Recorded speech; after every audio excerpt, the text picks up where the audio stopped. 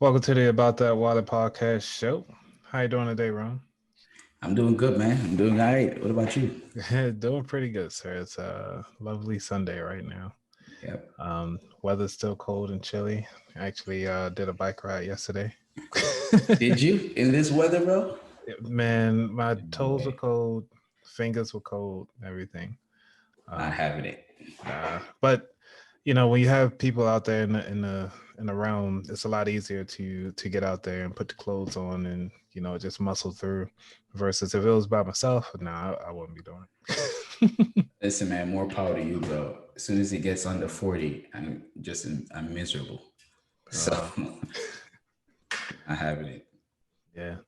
So the main reason why, I mean, actually, I think you and I we talked about coming onto the show today to talk about your life journey.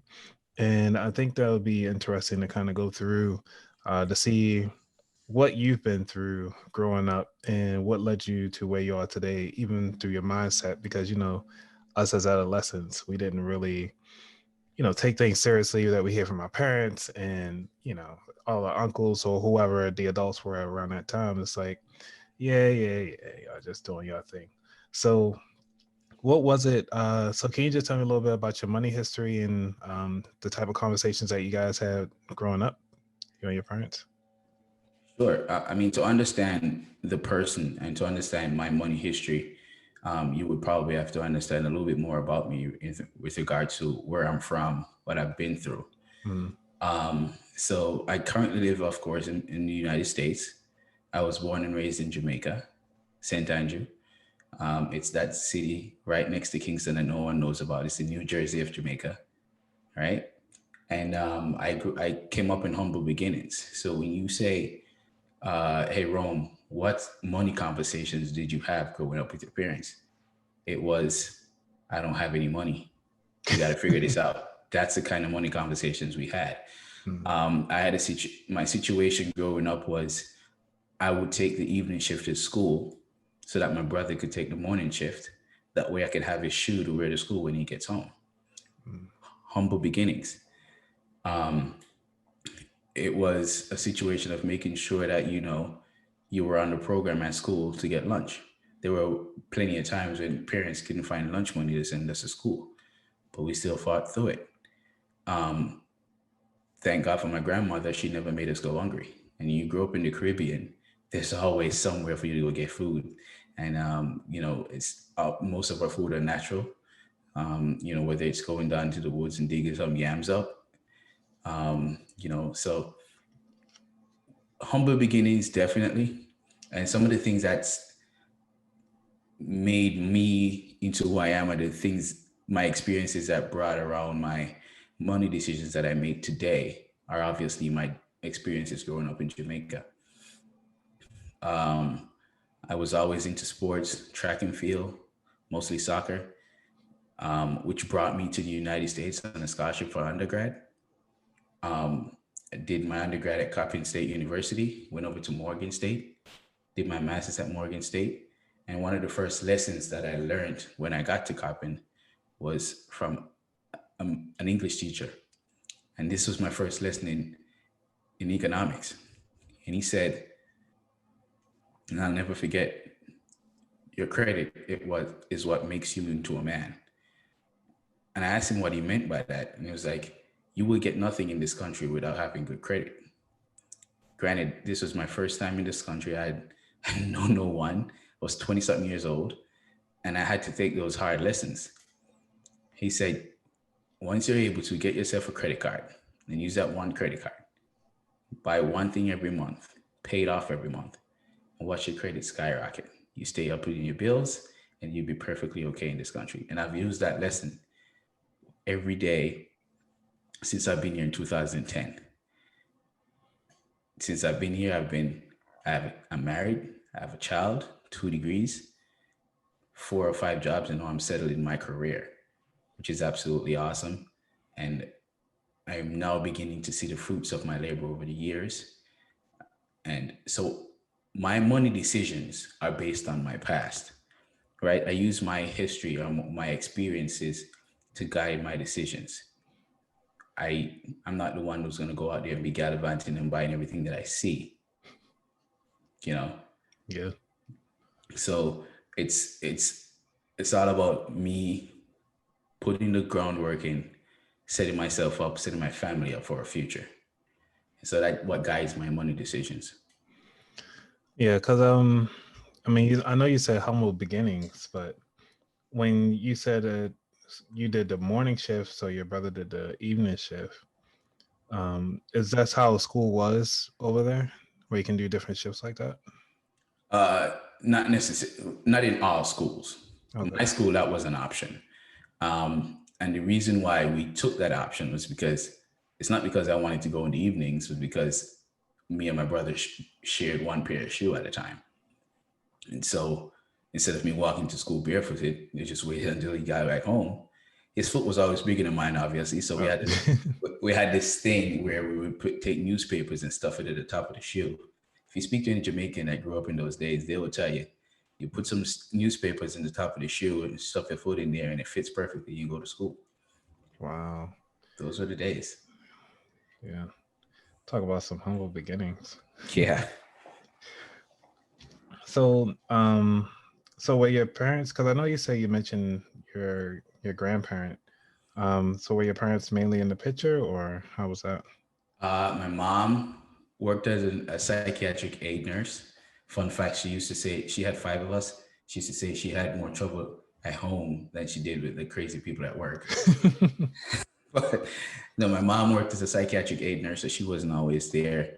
She was, about anything in the medical field, they're always on the job. My grandmother was a caretaker of our family. She took care of all five of us while we were there. So my fondest memories would come from my grandmother in terms of being a child and being cared for. Um, my dad and my mom were never together. I think I was a product of a good night.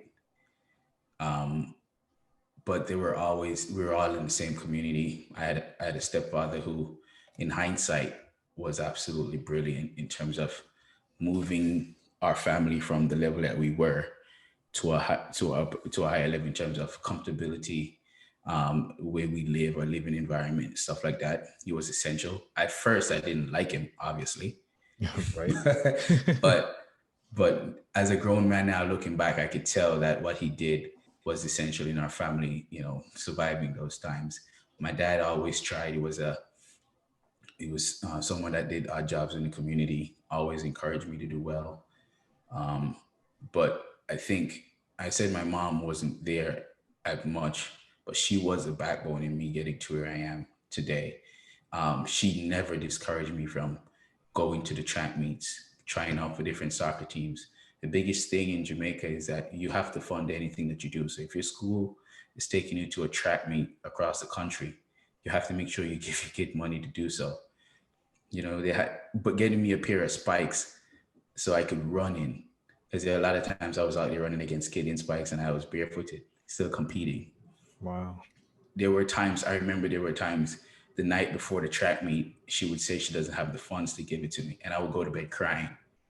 And the next morning she would be waking me up at 5 a.m. You got to get ready because I thought I got the money for you. So she would go to the lengths to make sure I did what I wanted to do. At the time, she didn't see it as an investment because her son was going to be the greatest. Her son was going to eventually run against Usain Bolt or, get a scholarship. She saw that as her giving me what I needed in order for me to be happy. And that's what made me happy at the time. And throughout all the discouraging, all the negative words I would get, or why are you doing this? You're not going to be any better than anyone else. She kept pushing and it brought me to where I am today. So she was definitely the backbone.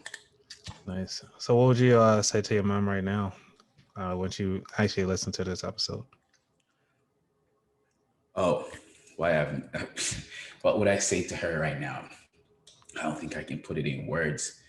Um, Mom, it's time for you to sit back,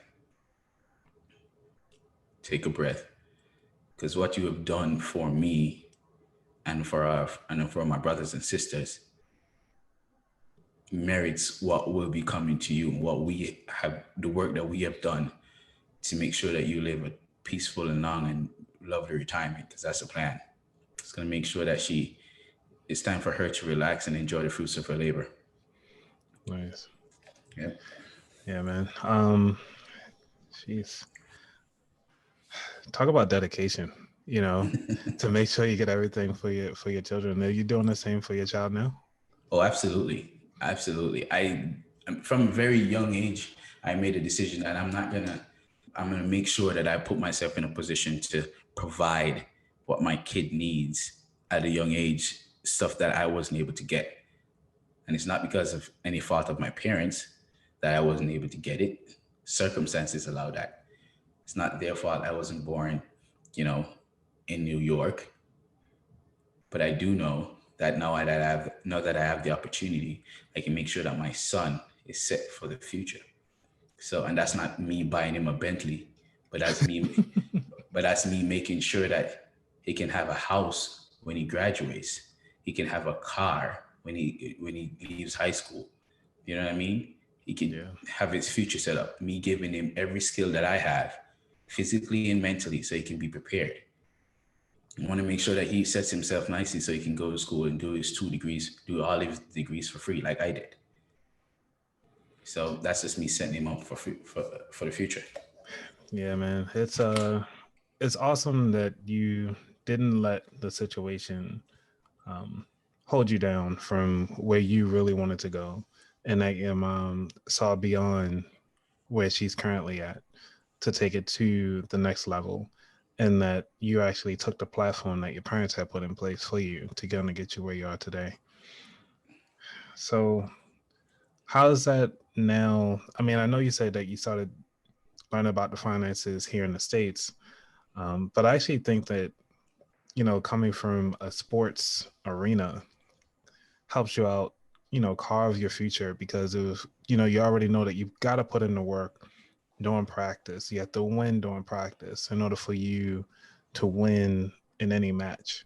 Because I was wrestling, so I Yeah, understand from training aspect. It's like it's a lot of training. yeah. Oh yeah. Yeah, and I think the only thing that my mom got me during that time was the cleats. I mean, not really cleats, the shoes, that the wrestling shoes. And Yeah. that's the only thing that she got me during that time. And I think I kind of scrounge around to get my own money for my little singlet that we have. But unfortunately, because in the city schools, it's like you can't keep the items because everything is shared. Yeah, So yeah, once you yeah. get it, you gotta pass it on to the next, I guess, the next generation that's going to be there, and just kind of hope for the best. Right. Um, so it's actually cool that you took that time to incubate your mindset and just knew that you chased after what you wanted to do.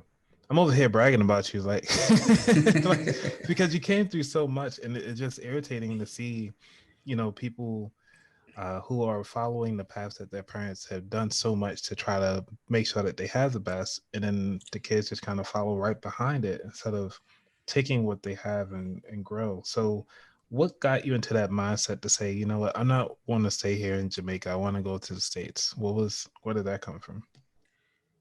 Well, I I cannot pinpoint a time when I said to myself, I'm gonna get up and go to the States. I've always been intrigued with being able to do better and do my best. And if I will tell you the story of how I actually got into the States here, and it's a very funny story. But I was going into college in Jamaica. I was going to a physical education. I was going to GC Foster College, which is a school that trains physical education teachers and science teachers to go around the country and be PE teachers. It's the school that attracts the best athletes in the country on multiple disciplines of sport. And you will go there specifying in your own discipline, but you'll become a PE teacher, which you'll be branch off in different schools in the country. And at the time, I had no idea that this was an actual vehicle where colleges across the world, especially in America, would go there and scout potential student athletes. I had no idea. I had no clue what I was going to do at that point.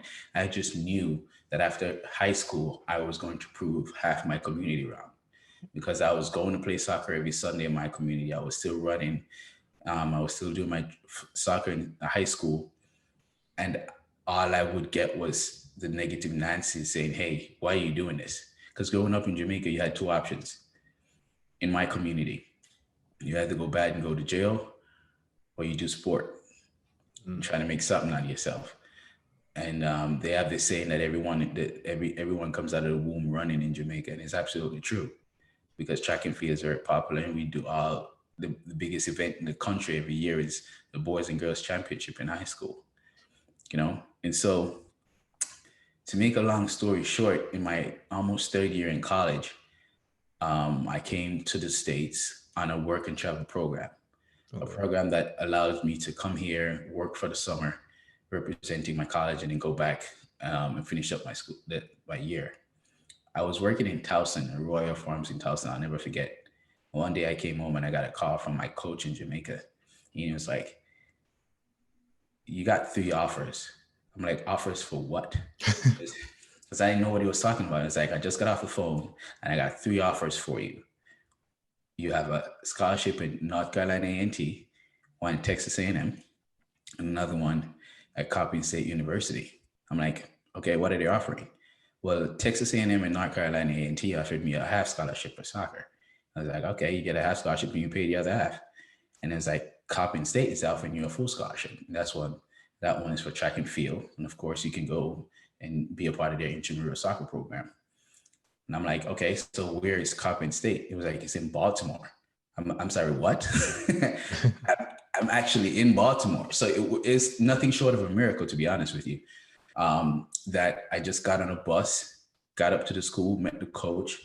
There was a bunch of Jamaicans on the team already, which made me a whole lot more comfortable being a part of that environment. Those guys took me around and showed me. Before you know it, by that August, I was back in Jamaica at the embassy working on my student visa. And by the end of August, I was back here. So it wasn't something that I was planning on doing. It was just that it came about by me focusing on being me. It came Gotcha. about by me doing what I wanted to do, was just run track and play soccer. At that point, I had stopped doing the 100 meters and the 200 meters because of Usain Bolt. he Dead crossed. ass.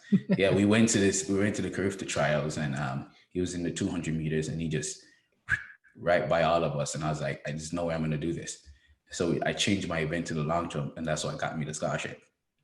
Nice. Because I did see that you held the long jump track record in Coppin since 2010 to 2012.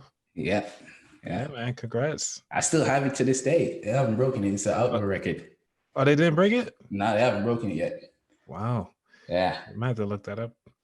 And I got Sportsman of the Year in 2012 too. They give it to some. You have to have top performances, and your GPA has got to be up there for you to be considered. So I got Sportsman of the Year. The Eagle Award is what they call it in Nice. 2012. Yep. Man, that is awesome. Yeah. So when it comes to your work ethic, I know that you played the sports. Did you actually go to work while you were at Coppin? Copy, no. So just a little bit of an insight as a student athlete or an international student, you're not able to work outside of school. So what I was working, yes, but I worked for a program at Coppin State called the Freshman and Male Initiative Program, where they would choose seniors or juniors to be mentors for freshmen. This program was designed to help with retention in young men in the college. Coppin had a reputation of people joining in, coming into the school and just leaving, failing out after a year, a couple of months, just not coming back. And so the program was designed for, seniors, juniors to be mentors to freshmen and just guiding them into the difficulties that they'll have throughout the first year or so in their college careers. And that was my work throughout. Gotcha. Yeah. So, because during then, I mean, were you thinking of trying to be an entrepreneur, or were you just thinking of like just working the best way you can while you're here in the States? So I've always I didn't have an entrepreneur train of thought when I was in college. I didn't have much thought about what I wanted to do when I first got into college. It was all about going pro. I wanted to be a pro soccer player. So, That was my biggest push. I got very close to it. Got an opportunity to do a trial at DC United at one point, and that was a point when I graduated from Coppin, and I had an offer to to do my master's. So I was caught with a decision to make: Mm. do your master's or go ahead and try out for DC United. The risk behind me trying out for DC United and passing up on this offer was that I was still an international student, and the restrictions that comes with being an alien in the United States would still follow me had I go on and try it out for DC United and not make it or get an injury, then I'll be stuck. So I decided to take the other route and do my master's. So that started to push me towards being in business, and then I decided to come up with a plan to be in law enforcement. I've always wanted to be in law enforcement. And so my decision was do your master's, go ahead and after your master's, join the National Guard, get training there, and go join the FBI. That was my aim. Mm-hmm. That was the game. So what I mean, I know you mentioned soccer several times, and I'm sure DC United isn't like your favorite team. So what's your favorite soccer team? Or Uh, as the rest of the world would say, football team. there you go. There you go. Thank you for that. Yeah. I've been struggling over here saying soccer this entire time, but yeah, my favorite football team is Manchester United. They're based in England. I have a YouTube channel that's focused, just started it recently, that's going to be focused on Manchester United and the English Premier League. Um, I've had, because I've moved into a more stable career now, I've had a lot more time to focus on stuff that I like outside of the job, right? So this YouTube channel is a focus on football and the English Premier League, and of course, Manchester United, which if I can have a bad week, and the reason why I'm having a bad week is because they lost over the weekend. Good news is they won today like 6-2, so I'm happy. Just want to throw that out there. Yeah. Yeah, man. Because I don't watch sports unless I'm actually betting. That's the only time I watch. Yeah. And it's very rare that I bet. So, you know, when it comes to the football or any type of sport, I'm actually completely lost. Especially with the world football, I have no clue of how it happens. I just know you got to get the ball into the goal, and that's it. Right. Yeah. Dude, I get livid when my team loses. I watch, I don't bet. Mm-hmm. And the reason why I don't bet is because one of the things I grew up watching my father gamble. And I made a decision from a young age that I was not going to take up any of those traits that he has that I see as unbecoming. You know what I mean? Like he smoked a lot. I don't smoke. I know it's rare for you to hear a Jamaican doesn't smoke, but I don't. um, I don't gamble. Okay. I I never have, never will. It's because I grew up without. I don't feel like I should be putting my money at risk like that. When I have it, I need to put it to good use. And I understand the value of some people saying, "Hey, this is a risk, but the reward might be, you know." But for me, is that I'm not going to take that risk. I know how hard it is to come about. I know what it is to be without, and so I'm going to use my money at good use. I'd rather give it away to someone than gamble it. To be honest with you, And that's where that's I'm at. pretty much what most people are doing when they're gambling anyway. Exactly. Yeah, that's so much money.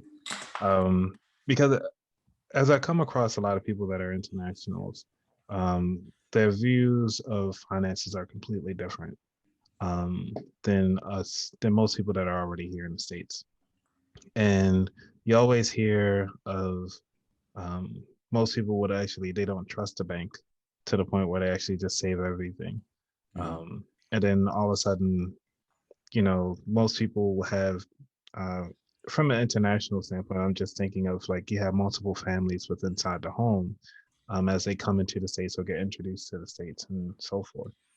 Um, so it's actually pretty good that you, again, I mean, these are traits that you've taken and saw in your parents that you did not want to prolong for yourself.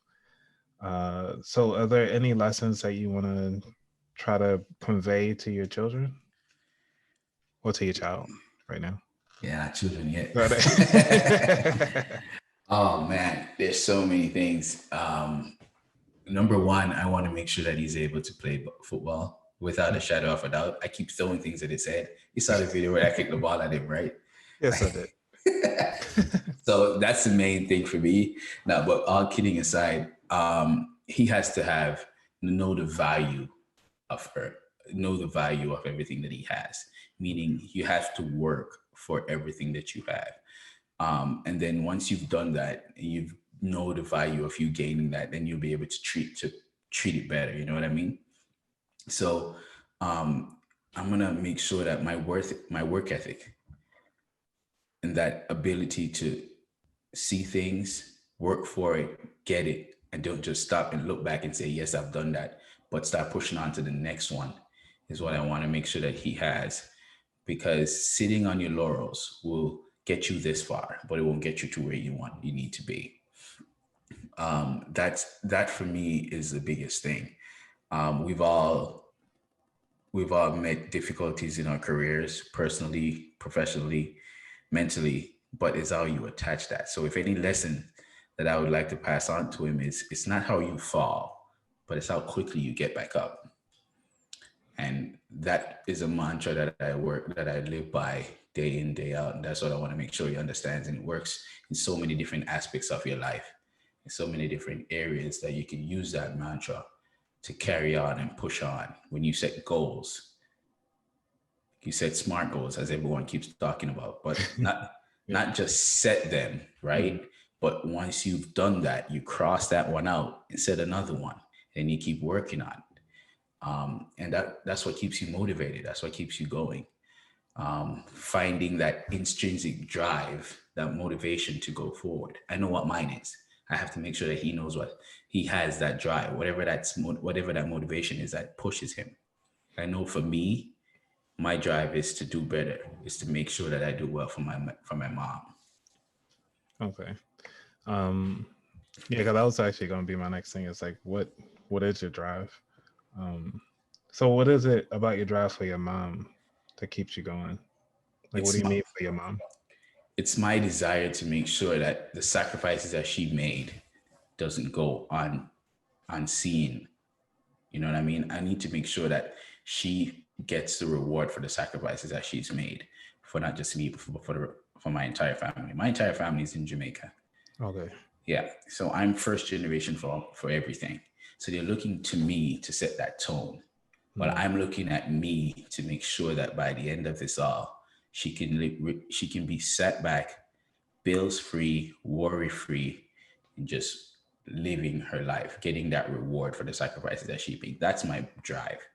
So don't just settle on getting her a house and making sure that she has a house to retire in. Make sure that she has the financial means to kick back. You know what I mean? Making sure that she could say that all the work that she's done has been richly rewarded, so that when she goes to heaven, or, you know, she can smile and say she had a comfortable life because she did her duties with her kids. That's the main thing for me. Nice. So I know we didn't talk about your wife that much, but it's time to talk about her. But she has the same drive as you do? You seem pretty driven. She does. Thing is, my wife was born and raised in Jamaica as well. Okay. A funny thing is, she grew up in the same community that I went to school in Spanish Town, but I didn't meet her until I got here. It's crazy. But yeah, she just started school to do her master's in public health, which is, by God, the perfect time to do a public health master's degree. Perfect. Yeah. And she was even talking last night about doing a doctor's degree, and I was like, yeah, you can go for it, but I secretly don't want her to, because I want to get mine first. No, but she's planning on doing her PhD, which is awesome. She's the type of person who, throughout the time where just before her pregnancy, or our pregnancy, and throughout that period after her pregnancy, she was adamant that she wanted to get back to school, and it to the point where it would get her miserable if something didn't go right. She would be upset if something didn't go right in terms of her getting into school. So she really wants to do well. She wants to get in her career, and she was uh, she has been in that realm of alien moving towards permanent residency, like student, international student to permanent residency. She has been there in a longer period than I was. So that transition or that period limits you a whole lot. The government has, rightly so, immigration laws that prevents you as an alien from doing certain things, working and stuff like that, moving freely, etc.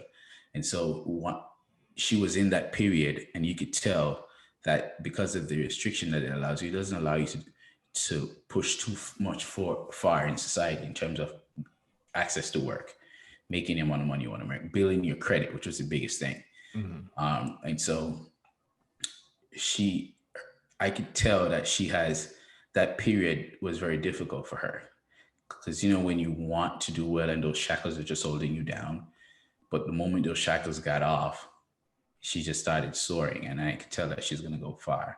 She's already making links she's working for the transition team for the mayor of Baltimore, which is absolutely awesome. So she's making connections there. Absolutely awesome young lady, and I'm proud to be her husband, honestly. Yeah. So what drew it, like when y'all were dating? So what drew you to her? Did y'all even have financial conversations, or just kind of like, hey, I like you, you like me, I like ice cream, let's go? We actually met at my boy's cookout. Caribbean people are always cooking out and she's inviting people over, but it's a little bit different when it's our conversations about our money conversations. We're not necessarily, I think those type of conversations are what really brought us closer together. Now that you've mentioned it, now that you put it that way, because it was always about my plan, her plan, what we plan on doing for our future. How do we plan on having a future, the type of future we're planning on having. Most of the conversations didn't necessarily surround us two, because we were just dating. I'm like, I'm not going to commit to having I'm just dating you right now. But as we evolved over a period of time, we started realizing that we had the same goals. Her biggest thing at that time was to become a doctor and making sure she can start a private practice back in Jamaica. That's the type of drive that she has. My thing was, I need stability. I need to make sure that I'm financially stable so that I can make sure my mom is financially stable. And we used to lay down all our plans. I told her about me wanting to join the FBI, the reason why I joined the National Guard, all that kind of stuff, just to make sure that I could, do something in society and become something of myself. And because of the restrictions that we both had at the time, in terms of, as I said, being an international students and all, at that time, those plans seemed far-fetched and like, pipe dreams. But eventually, you put your stall down and you start working at it, and you can see step by step, you start chugging at it, and you'll eventually achieve them. Yeah, because I always ask about how the conversations happen early on, because a lot of people wait until after they marry to start being fully naked, financially naked, of whether their desires are and stuff like that. And it's good that you guys had done it early. So who started the conversation? It was mostly her. She's always had, because she's always talking about the current situation that she was in and how she cannot wait to get out. One of the things that you can tell really irks her feelings really is when she looks at our society and she sees that she's not able to do certain things. She's not able to apply for a government job, or she cannot apply for the state, but there are others who are out there who has the ability to go to school, to get those grants, to graduate from school and go work and to become something, but they chose not to.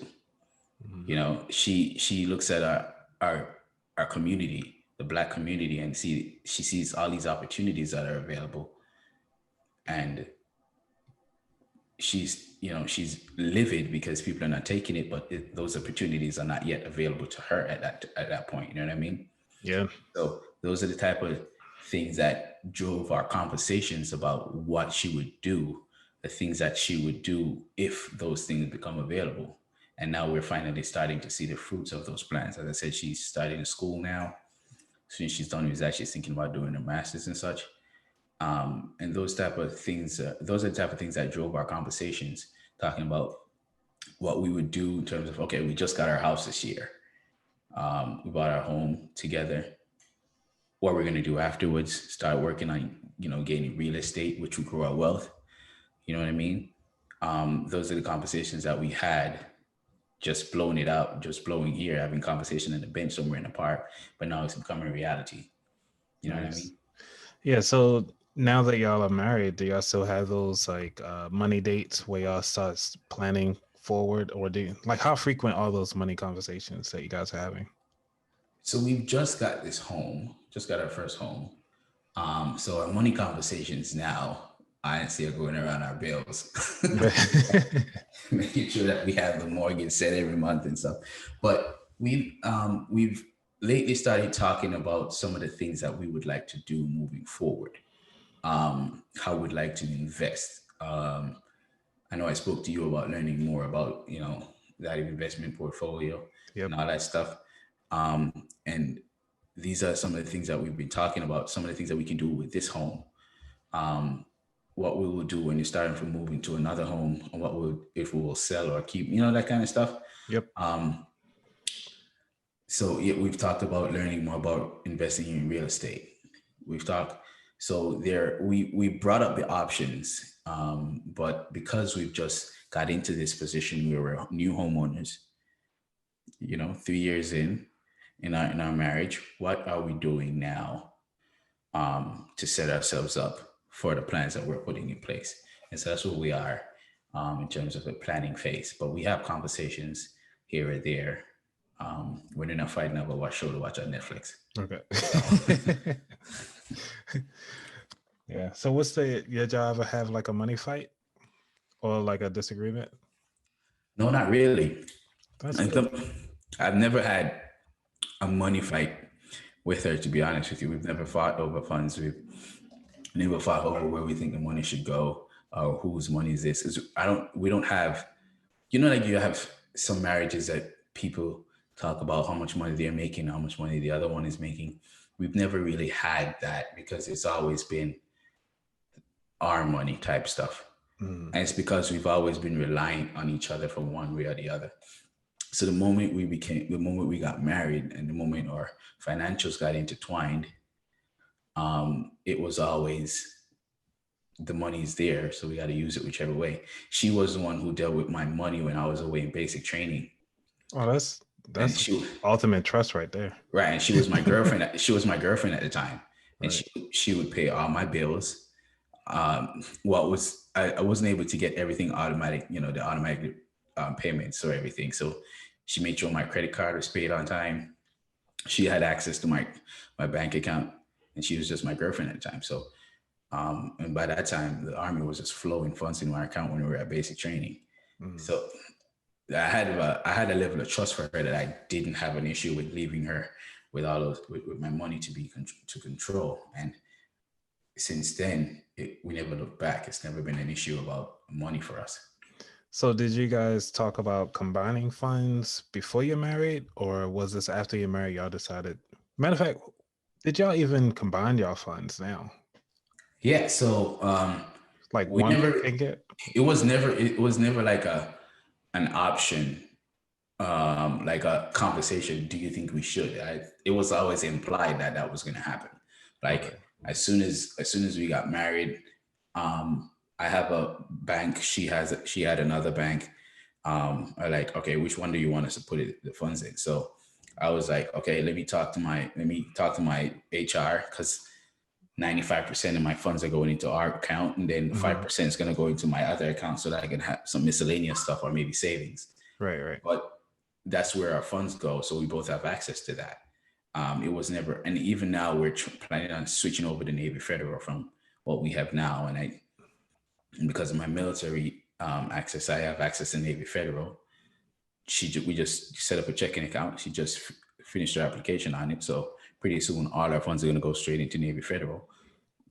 And basically, that's how we are. We've never been a conversation of, do you think we should? Because once you get married, there's no more hiding your funds, right? To some degree.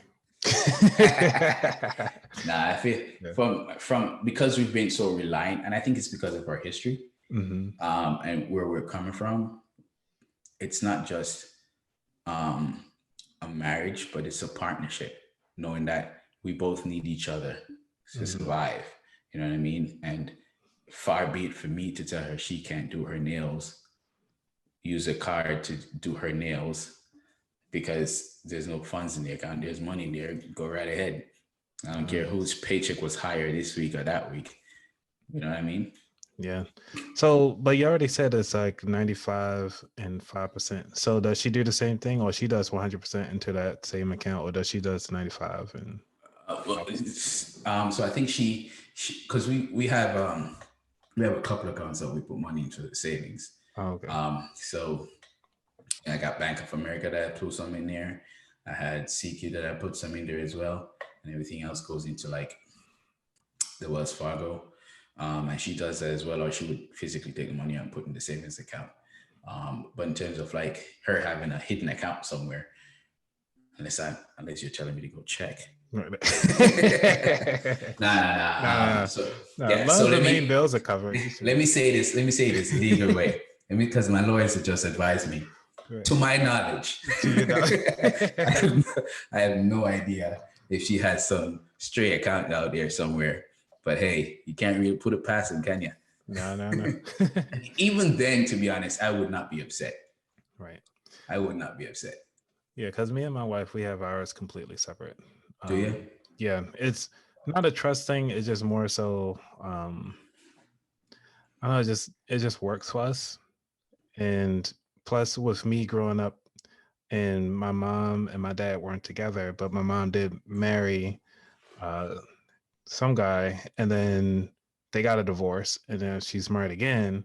And it's kind of like, if she had combined finances, what would it take for her and everything that she had to go through to try to break out the joint accounts, and then also seeing what she had to do to change her name back to her maiden name after the divorce, and then get it changed again for the next marriage. And it's just, so seeing what my mom been through is kind of like one of the reasons why I was like, you know what, I'll just keep it myself, you keep yours, and we'll just kind of make sure the core bills are paid for and stuff like that. So it's good to get a different perspective of what you like to have it combined that way.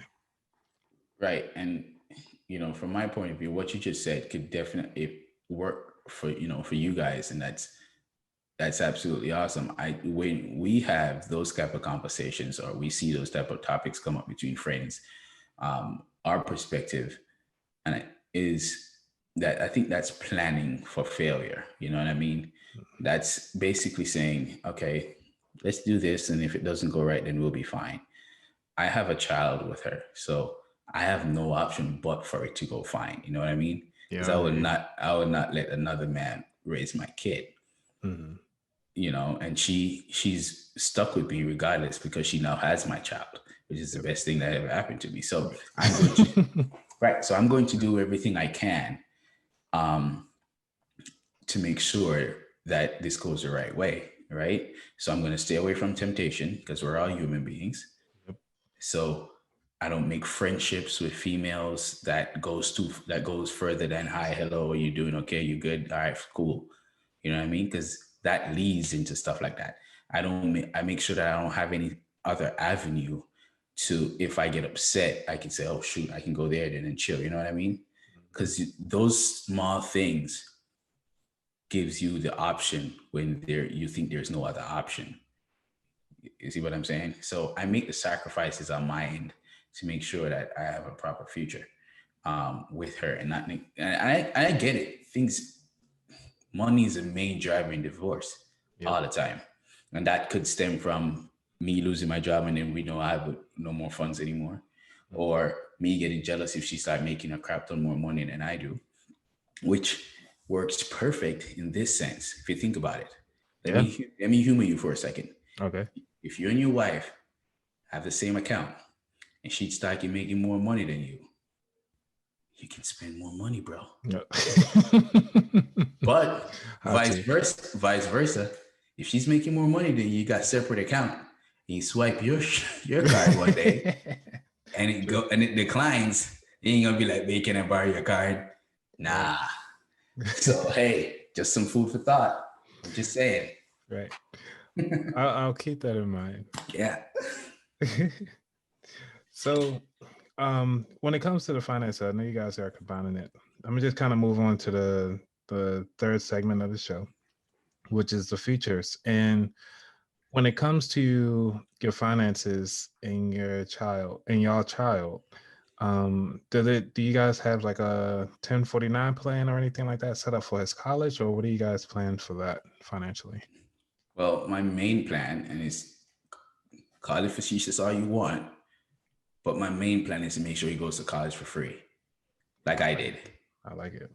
So I'm going to put in the work, which I've already started, and making sure that he has all the skills, which it comes with, nurturing whatever talent I know God gave him that comes from me in playing soccer and running track. Mm-hmm. So I've been nurturing that as much as I can. And one of the things that, because I know what it takes to do so, I've been trained on being a coach. I know the sport myself and I play the sport myself. So I should be able to give him the background to do so. But that's just me being a dad. Right. But yeah, so we've already come up with certain things that we wanted to make sure that we have in place. We already have a fund set up for him that's gonna, raise equity for his college eventually. I'm hoping I don't need it. As I said, I want him to go to college for free. Mm-hmm. We've spoken about making sure that there's certain things in place that we could pass on to him so that even after college, he'll be set. So let's say he gets out of college and doesn't have a student loan, right? Right. That means that now he's out of college, he can now move into a home that was passed on to him by his parents, which now he doesn't even have to worry about a mortgage. Right. Which means now that your kid is out of college, doesn't have to worry about a mortgage, already has a car. All he needs to focus on is getting a job and building his own wealth, moving from there. Which is one of the things that's been holding us down as a society, in my point of view. We weren't able as Black people to pass down our wealth to our kids because in some cases we didn't have that wealth. Right. But we don't know the value of certain things. We would go ahead and get a car, a Corolla, paid off, and then 4 years later, we're selling it to get a new one. Not knowing within that 4 years, your 14-year-old son is now 18 and he could use a car. Right. You see what I'm saying? And that takes so much pressure off of him worrying about transportation, but now he can worry about passing his classes. Right. You know what I mean? We for too long, we've sat there and watched other people pass on their wealth to their kids, to their offspring, but we're just sitting here not knowing that we have wealth in so many different ways that we're not passing it on. Right. And so that's our plan, was to make sure that we build such wealth and pass it on so that when he gets out of school, even if he's burdened with student loans, he still doesn't have to worry about paying rent because he has a home that we've already paid for. And maybe he could rent it out and get money that way. You see what I'm saying? Yeah. I like the plan. Love it, actually. Yeah, because I had to buy my first car. It's like $800. Exactly. How many times have we seen white kids in high school pulling up with their father's old Chevrolet from 1920? Yep. You know what I mean? Yeah. Man. So talk about your son a little bit. Just kind of move on to you and your wife. Like, so what do you guys see each other? I know you mentioned a little bit as far as she becoming her doctorates. Yeah. And for yourself, what do you really see for yourself in the future? So I really want to. Well, let me limit your future here. Let's say 5 years out. What do you 5 years out. Yeah. For 5 years out, I want to be able to do one of two things. I need to finish my PMP or get a PhD. That's the 5-year plan right now. I'm seeing myself doing something on sports psychology. Again, sticking to what I've been doing all my life, which is sports. But I wanted to get that type of experience to pass it on. What I mean by passing it on is once I've gained that knowledge that I need in terms of sports psychology, I'll be able to do that and pass it on to young athletes back in Jamaica, and to a further extent, reach out to athletes outside of my current zone here, but into diasporas, minorities, third world countries. And that is one of the things that one of the reasons why I wanted to start this YouTube channel, because YouTube reaches, and it reaches a wide variety. And so my focus will be, obviously right now, is on, football and Manchester United, but the more knowledge I gain on sports psychology, that type of stuff, I'll be able to pass that on so young athletes can gain that mental strength that they need to become the Michael Jordans of the world. Right. You know what I mean? Yeah. I know you mentioned about your son trying to be into sports, so maybe I have to check out with you at 5 years to kind of see, like, hey, did he decide to go into theater or decide to go with the mom and with the? That's the thing. That's the thing. He won't have that decision though. When you give him the decision, that's where you fail. Oh, that's where you fail? Yeah, I'm planning on living my life through that little boy. I'm planning to be his agent. You don't think he's gonna resent you?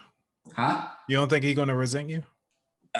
Well, it's a really good question, because I'm planning on making it fun for him. If I know he doesn't love it, then I'm not gonna obviously not force him into it. You know what I mean? And when I say that I'm planning on living my life, him obviously is tongue in cheek, but I want to make sure it's fun for him. And if we have that relationship of us watching the games together, playing together in the evening times, and him wanting to be around me and do stuff that I like, then yeah. I mean, if he's the type who's not going to be into that and he wants to play a piano or go do theater, maybe I might. It's going to be disappointing. There's nothing I can do. The only thing I can do is like, all right, babe, we got to make another one. Right. this isn't working out. Oh man, but he could be another Chadwick Boseman. Who knows? He could be, yes, and I have no problems with that. At least I know I believe in a penthouse somewhere in LA.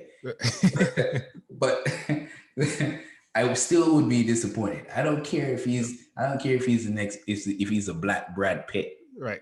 Okay. If he's not on the field going up for a header and scoring, then I'm gonna be like, dang it. Well, maybe it could be like DC United, just something local. And you're like, yeah, I only play on the weekends because my dad. Right. Just doing it because my dad wants me to. Right. I'll take that. I'm gonna be that parent in the stands fighting with the coach, asking him why my son is not playing. You gotta hold me back because I'm gonna punch the crap out of this coach because he has no idea what he's doing. I want to be able to do that. Okay. We'll keep up with you in 5 years, right? How old is he now? It's 2. 2? Yeah. Okay, 7's a good year. 7 is definitely a good year. By that time he's able to. By that time you might think he's able to make his own decisions. Might. Yeah. Should be able to pay rent by that time too. All right. So for the people that are out there that are engaged right now and planning on getting married, what do you have to say for them? Oh, marriage. What advice would you give? Marriage is a beautiful thing. You have to want to be committed to someone. You have to want, because it's not just the sexual attraction that you have to someone, but it's knowing that you can trust this person with whatever you have, right? You have to want that. And if you don't want that, then it could quickly and easily fail. I'm not going to be able to tell you something that you haven't heard before. But what I can tell you is when it comes to being married, you have to be able to communicate and communicate vulnerably. And by that, I mean complete and open, honest communication about what you want. You cannot be ashamed, you know, to be able to tell your wife or your husband whatever that is on your mind. Okay. And I think I heard this analogy before I got married, and that's something that I thought was funny at the time.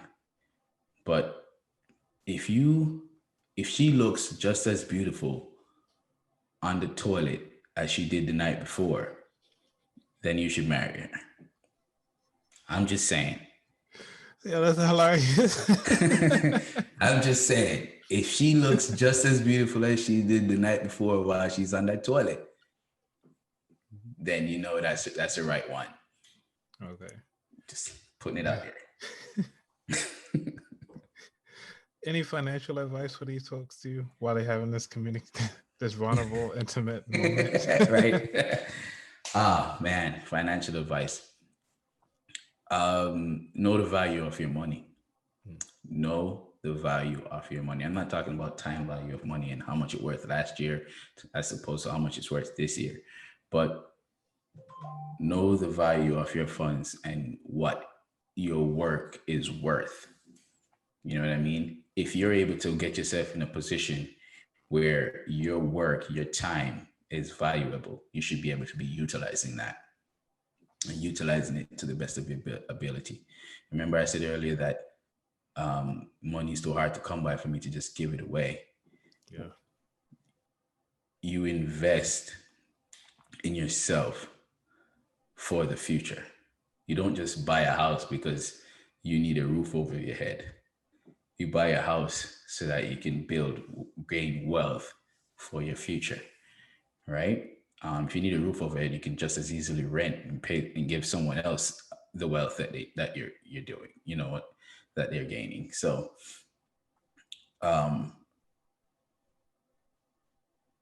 value your money, value your time as money, and you be able to invest in yourself, which would mean you're investing in your family as well in your future. Got it. Love it, sir. Yeah. Okay, so we're down to the final 4 questions.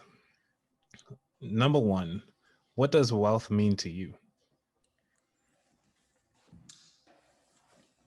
To me, wealth is being able, and I know I've alluded to it a couple of times, but having the ability to pass down to your offspring, not just your blood, not just your good looks, but having something of worth, tangible worth that you could pass down to your offspring. So when you die, you've left something that they could then use to set them ahead or give them ahead. That's what wealth really is to me. All right. So question number 2, what is your favorite financial book or non-financial book? I would say my favorite non-financial book would be The New Jim Crow by Michelle Alexander. That book has taught me a lot, and I'm still going through it right now. But it's basically depicts the institutional ills that we as Black people go through, especially Black men in our society right now, that we have to navigate every day just to become successful. And we're already playing behind the 8 ball. And this book is very popular. It's been around for a while, but The New Jim Crow is definitely my favorite book. Got it.